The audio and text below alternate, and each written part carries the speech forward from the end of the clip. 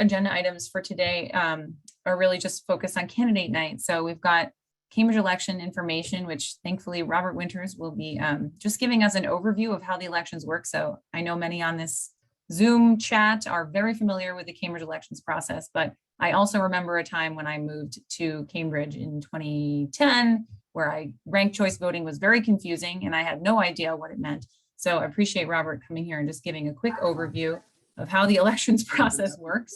And then we'll dive into city council and school committee candidates. And I'll share a little bit more about how that's going to go momentarily. But can you just, Robert, how long will his presentation be? 5 minutes.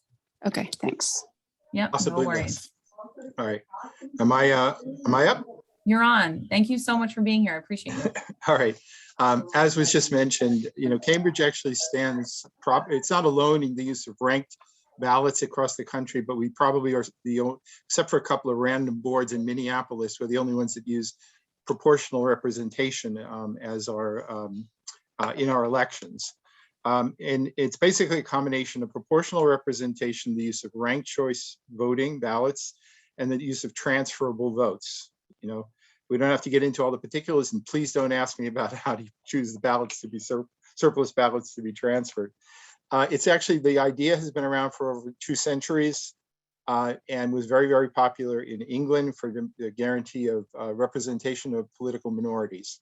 It has evolved to be used for, however you choose to define majorities, minorities, etc., and was very, very popular across the United States at various times. But really then it kind of almost vanished and we were the last ones standing, and now ranked choice ballot voting is becoming more popular again. So thanks to us, I dare say. The basic idea is, and I also wanted to say quickly that most democracies in the world use some form of proportional vote representation. So we're sort of good with the rest of the world.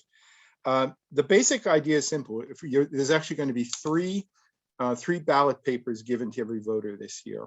And some of you who are doing it via mail-in have already received them.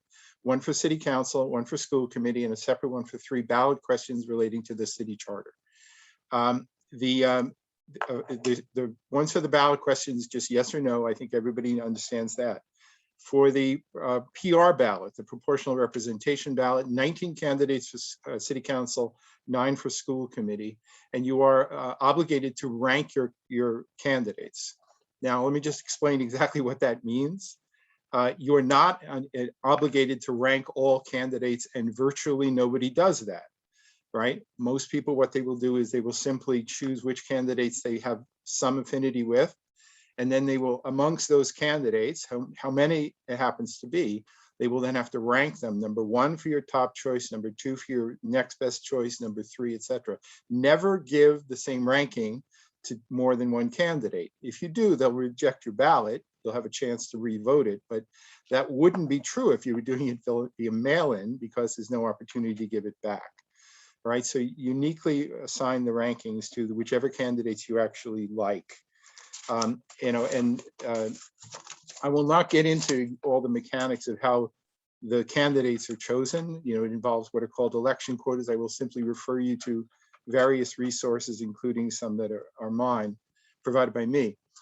The idea really is, though, is to prevent the idea of vote splitting. In other words, if one grouping of constituency wanted to elect a candidate, but many candidates ran for that seat, they might effectively split the vote, and none of them might get elected. We allow for the transfer of ballots, so that if one person is defeated, many of those ballots may actually help to elect the other one, so that you can actually be proportionally represented. The other part, probably the most difficult part to say, but again, tune in elsewhere, is that we don't want any one candidate to hog the votes, so much so that that constituency fails to get its proportional share of votes. So for that reason, we set a limit on how many it takes to get elected. And then if you have more than that, that surplus is actually passed along to next available choices. But the bottom line really is just this, is that unlike many other, you were just talking about Representative Livingston's district, oftentimes legislatures determine the district, and you basically have to choose between 1 or 2 candidates within the district. In PR voting, you essentially choose your own district. And that could be geographic. It could be based on issues. It could be based on identity of however you choose to define that. But it's basically your call how to do that. And all voters are different and they vote kind of uniquely in that way. Thank you. So I don't know that there's a whole lot else that I have to say about this, but the main thing to keep in mind is you're not obligated to rank all candidates. If you rank a lot of candidates, it doesn't harm your earlier choices because the ballots will be initially sorted according to your top choice, right?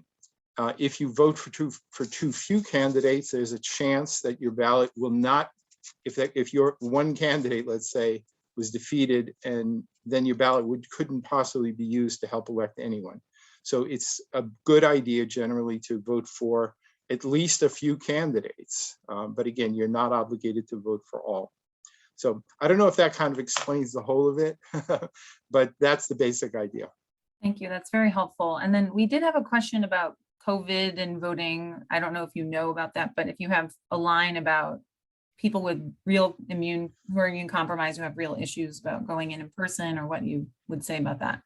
One thing that is true is that the Cambridge elections, they cannot forbid somebody to go in unmasked. So if you want to go in and you don't want to wear a mask, they still have to let you vote in person.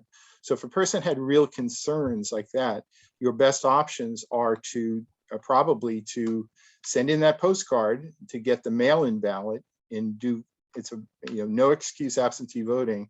And then you can drop it into any one of, I believe, 6 drop boxes around the city, or you can mail it. But I think the wise person knows it's better to drop it off in the box because then you'll know it goes there. And there's also a mechanism where you can actually track your ballot so that you can make sure that actually the ballot was received and basically counted. So if a person had real serious concerns about COVID, which by the way, our numbers are falling like a stone. So that's, fingers crossed, right? But if you do have concerns about that, I would dare say that using the absentee voting would probably be your best bet. Thank you. Appreciate that so much.